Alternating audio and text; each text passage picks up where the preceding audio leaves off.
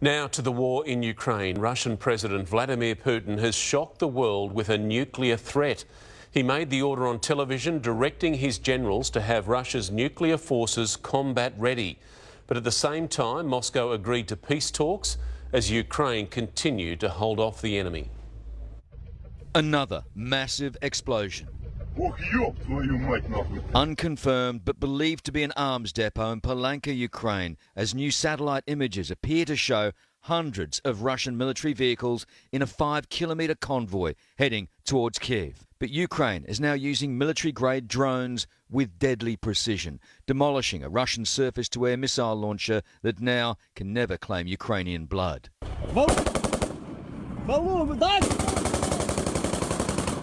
Here, the battle for Kharkiv, Ukrainian troops engage in fierce combat with Russian special forces. Fighting in the suburbs, street to street. But this is not the walkover Vladimir Putin had planned. This column of Russian tanks, an embarrassing example. They've rolled into a Kiev suburb which became a lethal trap. A few hours later, the column is a shattered ruin. Everything that's gone wrong with the Russian war effort. Here, another Russian patrol, this time retreating. No surprise when you see the welcome they got. Molotov cocktails inflaming Ukrainian spirits. The Russian convoy picked over by grinning defenders who couldn't believe they'd taken on and forced back the best special forces Moscow could muster. The Russians have tried to win quickly but have failed. Embarrassed on the world stage, Vladimir Putin has made a sickening threat. With his generals kept metres away, apparently for fear of COVID, the Russian president has broadcast a shocking directive, ordering those generals to make Russia's nuclear forces ready for combat. NATO countries are making aggressive statements with regards to our country. Therefore, I order you to transfer the deterrent forces of the Russian army to a special mode of combat duty.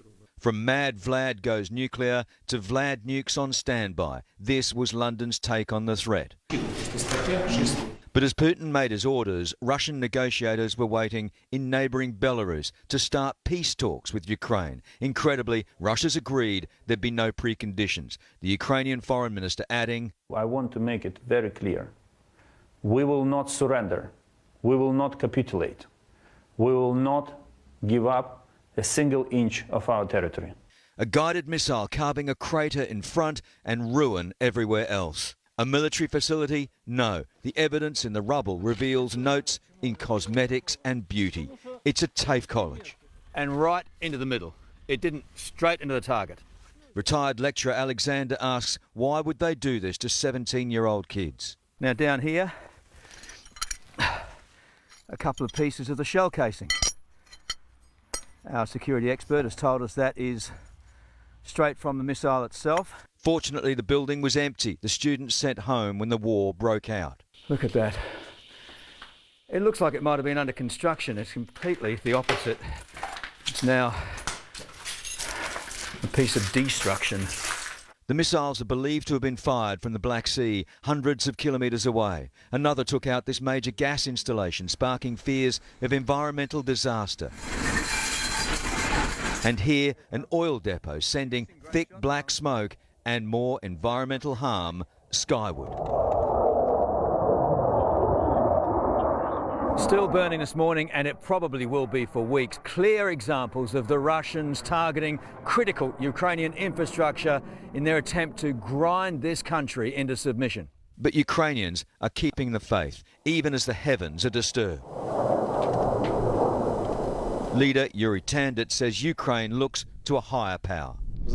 He says what Putin's doing is not blessed by God. We don't want war. And at one of the countless checkpoints, an answer to a question that needs no translation. Will Russia win? Нет, ни в коем случае. Нет. Let's go live now to Chris Reason in Kiev. Chris, those peace talks are about to get underway. Good evening, Mark. We've just had confirmation from the presidential office that those talks are beginning in about 45 minutes' time, 10 o'clock local time, on the border between Belarus and Ukraine. So much hanging on them today. Meanwhile, here in Kiev, the two-day curfew's finally been lifted, although residents woke up to more sounds of screaming air raid sirens today. Worrying news from US intelligence sources, though, that Belarus, the country north of here that's been assisting Russia in this invasion, has now indicated that it is getting ready to deploy its own troops into Ukraine. A third country being dragged into this mess. Mark, that is a deeply disturbing development. It certainly is. Chris Reason in Kiev for us. Thank you. Now, Ukraine's president is an actor turned leader, now giving his country hope to help delay and at times drive back the Russian advance, despite much fewer resources. The battle and the mass exodus are taking place during a harsh Eastern European winter. Ukraine's weather is as bleak as the choices being made by its people. Leave everything behind or stay to fight. Hundreds wait till trains to the western border arrives. There are 8 each day, 4 from Kyiv and 4 from Lviv. Будет помогать нашим. This boy's tears are for his father, left in the capital. There aren't enough seats to safety. Take us. You wouldn't lose anything by taking us, cries this woman. This family has tried 3 times, but remains stranded on the platform. Европу уехать. Я мир хочу, я ни за кого. He says that he just wants to leave, but they are not letting him leave because he is the man and he just cannot leave right now. Is because he's military age? Yes. Not everyone is going to Poland. This train is going to Dnipro, to the east. That's right into the thick of it, right into the trouble. We spoke to one man. He didn't want to have his face shown because he's off to join the army. While most leave for Europe, the rest receive a farewell kiss and begin a new life, serving their nation. I'm going to war. Як буду військовозобов'язаний? Yeah, I have a military responsibility to go and join the army. So you're saying, and you're going to fight? Yes. They'll do anything to stop the Russians. Because I love my Ukraine and I love our people, and I cannot stay and do nothing. Most have no experience fighting. They're a ragtag army led by their 44-year-old president. Volodymyr Zelensky is a law graduate who loved acting and became a celebrity on the small screen. He won Ukraine's Dancing with the Stars in 2006 while playing the country's president in a TV comedy. He ran for office and won with 70% of the vote. The former lead on TV, now leading a war against Russia. And his people are standing by him. In Lviv, Jeff Parry, 7 News. Many people on those trains in Jeff Parry's report are ending up in Poland. Sarah Greenhalgh is at a checkpoint tonight. Sarah, you're now seeing tens of thousands cross over. Almost 400,000 people have poured across the borders since this war broke out last week, Mark, with predictions that up to 7 million could try to leave. They are fleeing, as we saw there, in trains, in cars, and many on foot to avoid the kilometres of queues.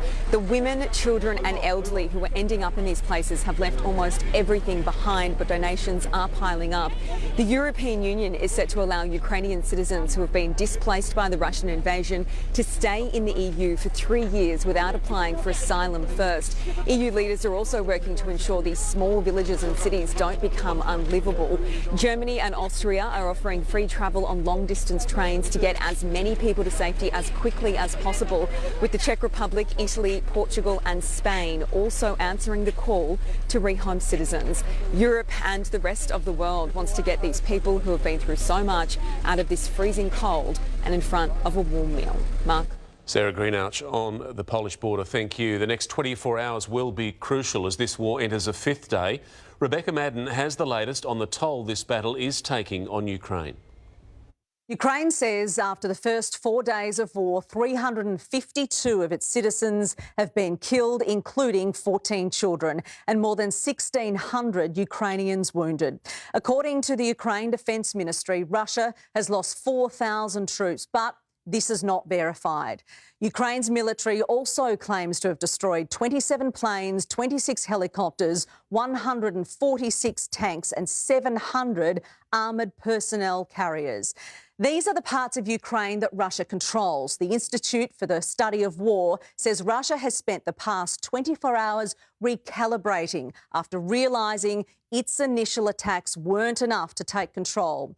Ukraine troops repelled a Russian incursion into Kharkiv, but Russia's had more success in southern Ukraine. The focus for the next 24 hours will be Kiev. Russia knows it's going to need heavier firepower to overcome the surprisingly strong resistance.